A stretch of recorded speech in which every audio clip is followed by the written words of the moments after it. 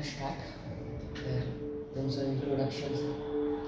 माझं नाव प्रसाद मांगले. ओके. मी एक फिटनेस कोच आहे. हां मी या फील्डमध्ये लास्ट 9 वर्षापासून मी आहे या फील्डमध्ये. हां हां मग काय क्वेरीज असेल तुमच्या तर तुम्ही विचारा.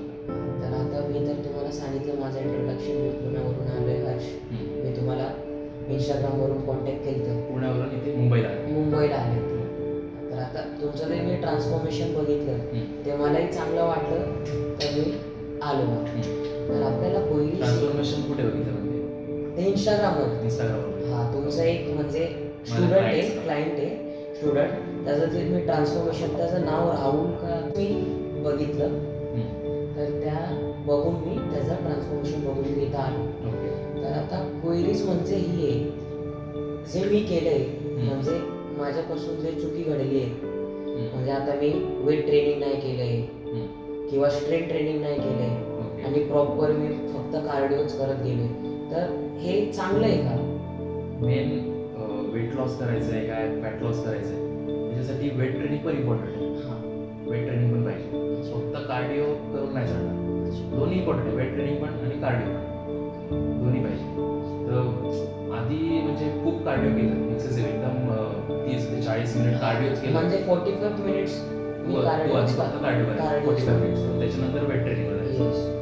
45 मिनिट्स फक्त कार्डिओ केल्यानंतर वेट ट्रेनिंग गेलं तर मग तिथे वेट ट्रेनिंग करायला एनर्जी राहणार काय.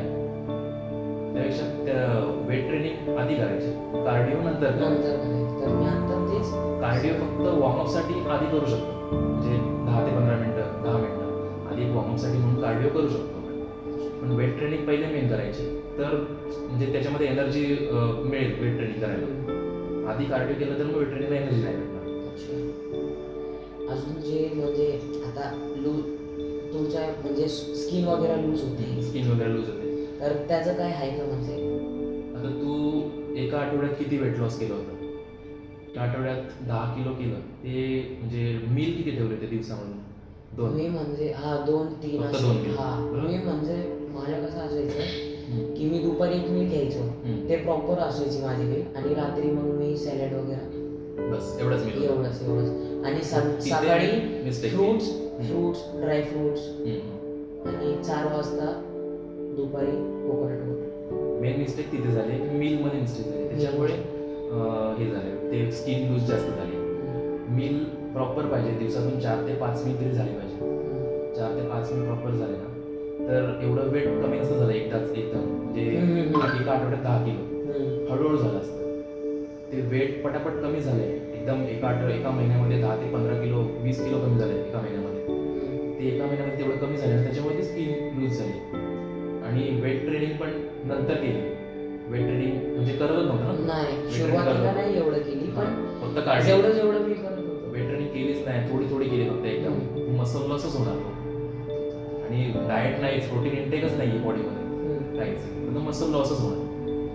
मसल लॉस झाला त्याच्यामध्ये स्किन लूज जास्त झाले. वेट झालं पटापट कमी पण स्किन लूज पण झाली आणि मसल लॉस पण पूर्ण झाला. ते त्याच्यामुळे झालं की मील नाही प्रॉपर घेतले आणि वर्कआउट नाही केले प्रॉपर त्याच्यामुळे स्ट्रेंथ ट्रेनिंग. आणि कधी पण असं डायरेक्ट कार्डिओ नाही करायचं. हे दोघं सोबत डायरेक्ट कार्डिओ म्हणजे स्टार्टिंगला करू शकतो पण फक्त ते वॉर्मअपसाठी बॉडी वॉर्म फक्त बॉडी वॉर्म होईपर्यंत. त्याच्यानंतर पहिले मेन स्ट्रेंथ ट्रेनिंग घ्यायची नंतर कार्डिओ घ्यायचं. तिथे मेन मग एक्स्ट्रा कॅलरीज बर्न कार्डिओ. पहिले स्ट्रेंथ ट्रेनिंग केली तिथे कॅलरीज बर्न झाल्या त्याच्यानंतर कार्डिओ केलं तिथे कॅलरीज थोड्या बनवल्या. आधीच कार्डिओ केलं तर मग नंतर स्ट्रेंथ ट्रेनिंग करून नाही जाणार. अजून एक आहे का हे म्हणजे आपलं जे स्किनी फॅट लोक असतात त्यांचा वेट स्टक होतो का? वेट स्टक होतं ते एक हे म्हणजे ते सगळ्यांचंच होतं का? एकदम बिगिनर्स येतात आधी त्यांचं स्टार्टिंगला ना पटापट वेट कमी होणार किंवा कोण बिगिनर आहे त्यांनी चालू केलंय वेट म्हणजे वेट ट्रेनिंग वगैरे डाएट वगैरे चालू केलं स्टार्टिंगला गेमिंग वगैरे होणार किंवा वेट लॉस पटापट होणार. पण नंतर एकदा टाइम निघून गेला ना थोडा टाइम गेला 1-2 महिने 3 महिने तर वेट हळूहळू वाढतं किंवा हळूहळू कमी होतं. वेट एकदम पटापट नाही वाढतं किंवा वेट कमी होणार. ते लोकांना वाटतं की मग काहीतरी मिस्टेक होते किंवा आता प्रोटीन घेतलं होतं मी तर त्या प्रोटीनमध्ये मला रिझल्ट चांगला आला. वेट पटकन माझं गेन झालं किंवा कमी झालं पण आता माझं होत नाही आहे. मध्ये प्रोटीन बरोबर नाही किंवा प्रोटीन बदलायला पाहिजे. तर ते तसं नसतं. ते प्रोटीन इंटेक बरोबर असतो जे इनर सायकल असते ना त्याच्यामध्ये चेंज करायला लागतो डाएट प्लॅन मध्ये आणि प्रोटीन मध्ये त्याच्यामध्ये चेंज करायला लागतो. आणि ते सेम सेम सेम सेम मग बॉडीला ती म्हणजे सवय होऊन जाते. सेम सेम सेम झालं नाही का की मग वेट तिथे स्टक होऊन जाणार. त्याच्यामध्ये डाएटमध्ये प्रोटीन इंटेकमध्ये त्याच्यामध्ये चेंज करायला लागेल. त्याच्यामध्ये मग ते इन्क्रीज केलं काय केलं तर मग ते पुढे हे होणार नाही तर मग ते स्टक होऊन जाणार तिथेच. ठीक आहे ना सर, थँक्यू. तुम्ही म्हणजे सपोर्ट एवढं तुम्ही करतायत लोकांना, म्हणजे नाही का ही इन्फॉर्मेशन चांगली आहे ना त्यांनाही द्यायला.